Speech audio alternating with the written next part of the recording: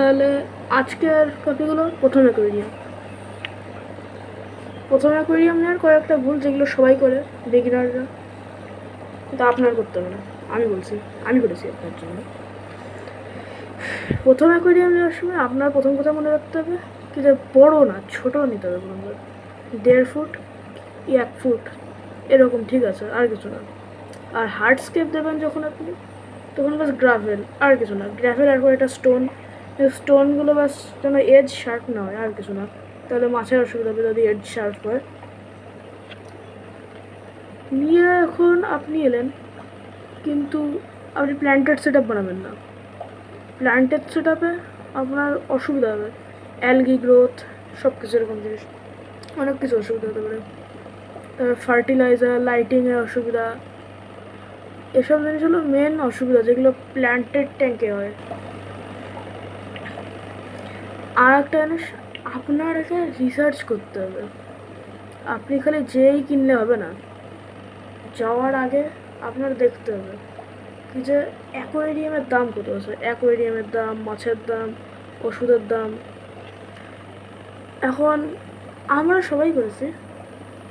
আমি আমার প্রথম অ্যাকোয়ারিয়াম কিনেছিলাম 2 বছর আগে। আমার কাছ থেকে দোকানদার একটা 1.5 ফুট বাই 1 ফুটের অ্যাকোয়ারিয়ামের জন্য নিয়েছিল 2000 টাকা। তখন এটা পুরো আনরিয়েলিস্টিক যে 2000 টাকা নেবে। তখন আপনি যদি নেন, তাহলে আপনাকে আগে জানতে হবে দাম কত, যাতে কেউ বেশি দাম না নিতে পারে। এরপরে দেখতে হবে ফিল্টারটা বড় জিনিস।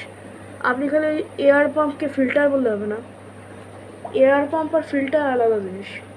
হ্যাঁ, আছে কয়েকটা স্পঞ্জ ফিল্টার আছে, যেটা sponge filter external. Air pump হলো একটা আলাদা জিনিস, একটা আলাদা মেশিন। এয়ার পাম্প আপনার যদি নেওয়ার হয়, তাহলে ব্লু প্যাটের একটা নিন, ভালো হয়, অনেক দিন চলে, দামও বেশি হয় না, অ্যাফোর্ডেবল। আর যেগুলো এমনি অন্যরকম ফিল্টার, যেরকম হ্যাঙ্গ অন ব্যাক ফিল্টার, ক্যানেস্টার বড় অ্যাকুয়ারিয়ামের জন্য হবে। আপনার আপাতত ওইসব চাই না। আপনি এখন 1.5 ফুটের অ্যাকুয়ারিয়ামে আছেন, আপনার ব্যাস এবং একটা স্পঞ্জ ফিল্টার যদি বড় জোর 100-150 টাকা নেবে একটা, ছোটোগুলো। আর একটা ব্লু প্যাটের ফিল্টার হলে আপনার ইচ্ছা যে এই কোম্পানিরই নেবেন। 200-250 টাকার একটা ফিল্টার নেবেন, আর একটা 100 টাকার স্পঞ্জ ফিল্টার, আর কিছু না। আর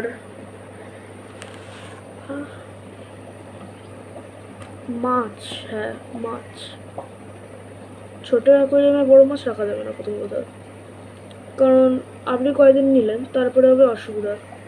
এটা অন্য ভিডিওর টপিক, আমি পরের ভিডিওতে বলবো। 3-4 দিন পরে ছাড়বো পরের ভিডিও আমি। তো আজকে এক্সপ্লেন করার জন্য আর লাইট আছে। লাইটের জন্য আপনি ব্লু প্যাটার নিতে পারেন। ব্লু প্যাটার বাজেট জিনিস, মানে বাজেটের জিনিস। আপনার বাজেট যদি থাকে একটু ভালো, ব্লু প্যাটার ভালোগুলো নিয়ে নিন, আর কিছু না। আর একটা যেটা আমি বলতে ভুলেছিলাম, আপনারা একটা জিনিস সেট করতে পারেন, একটা প্ল্যান্ট গাপ্পি গ্রাস, ফক্সটেল, এগুলোর সাবস্ট্রেট লাগে না এমনি, এগুলো ফ্লোটিং প্ল্যান্টস। আর ডাকউইড, কিন্তু ডাকউইড না নেওয়াই প্রেফার করবো আমি, কারণ ডাকউইডের গ্রোথ অনেক বেশি। আমি নিজেই কোনো সামলাতে পারি না ডাকউইডের গ্রোথ। তো ডাকউইড, ওয়াটার লেটিস, এসব বড় অ্যাকুয়ারিয়ামের জন্য এমনি। আর আপনার কী মাছ নিতে পারেন। তো এখন আপনার প্রথম কথা হলো মাছ কিনা উচিত, কিন্তু ওটাও পরের ভিডিও, আমি পরের ভিডিওতে বলবো। কন্টেন্ট, মেনটেনেন্স, অ্যাকোয়ারিয়াম খালি নিলে হয় না, মেনটেনেন্সটা করতে হয়। আর মেনটেনেন্স করবো কী করে, ভালো প্রশ্ন। মেনটেনেন্স করার জন্য আপনার দরকার পড়বে একটা সাইফন, মানে কষ্ট করে যদি করতে হয়, একটা বালতি নিন, আর একটা মগ নিন। এখন হাত দিয়ে মগ দিয়ে তুলতে হবে, কিন্তু সাইফন যদি আপনার হয় তাহলে বেশি সুবিধা হবে। তো মাছের যে ওয়েস্ট মেটেরিয়াল যেটা থাকে, যেটার জন্য ক্লোরিন স্পাইক করে, ওয়েস্ট ফিশ পুপ যেটাকে বলে, ওটাকে আপনি সাইফন দিয়ে ডাইরেক্ট সাবস্ট্রেটের উপর থেকে তুলে নিতে পারবেন। আর মগ দিয়ে আপনার এগুলো অসুবিধা হবে, হয়তো তুলতে পারবেন, আমি জানি না। আর আপনার হচ্ছে অ্যালগি গ্রোথ, আপনার দিনে বড় জোর 8 ঘন্টা, ম্যাক্সিমাম 8 ঘন্টা মতন আপনার অ্যাকোয়ারিয়ামে চালাতে হবে লাইট। এবং অ্যাকোয়ারিয়ামে 8 ঘন্টার বেশিও দিয়ে আপনি চালিয়ে রাখেন, আপনার অসুবিধা কী হতে পারে? আপনার অসুবিধা হতে পারে যে আপনার অ্যাকোয়ারিয়ামের যে সামনের প্যানেলগুলো আছে, কাচের প্যানেল, হ্যাঁ, ওগুলোতে দেখা যেতে পারে অ্যালগি জমে গেছে। এখন এটা খারাপ, কিন্তু ধরলাম আপনার কাছে আগের থেকে গেছে, আপনি এই ভুলটা করেছেন, অ্যালগি জমে গেছে। এখন কি করে অ্যালগি সরাবো? বড় ব্যাপার না, সহজ কাজ। যেই কমা ব্লেডগুলো পাওয়া যায়, ওই ব্লেড ব্যাস একটা নিন, ব্লেডগুলো নিয়ে ব্যাস কাচের সাথে এরকম লাগে ঘষুন, কিন্তু সিলিকনের ওদিক দিয়ে করবেন না। সিলিকন যেখানে এজ দিয়ে লাগানো থাকে না, সিলিকন ওখান দিয়ে দেবেন না, তাহলে আপনার ট্যাঙ্ক লিক করতে পারে। এইটুকুনি কেয়ারফুল থাকতে হবে। আর আপনার পাশের যেই প্যানেলগুলো আছে ওগুলো পরিষ্কার করার দরকার নেই, ওইটা খালি খালি টাইম নষ্ট, ঝঞ্ঝট। যেই সামনের প্যানেল যেটা আছে, আমি ব্যাস ওইটার উপরে ফোকাস করবো, ওইটাকেই ব্যাস পরিষ্কার করবো। তারপরে আসলো জলও একটা বড় ফ্যাক্টর। আর ট্যাঙ্ক সাইকেল করাও, সাইকেলটা পরে বলছে, আপাতত জলের কথাটা বলে নিই।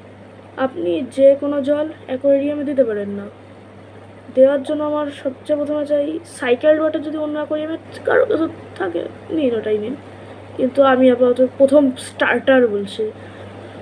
আপনাকে সবার চেয়ে প্রথমে অ্যাকোয়ারিয়াম নিতে হবে, মাছ নেবেন না প্রথমে, অ্যাকোয়ারিয়াম আগে।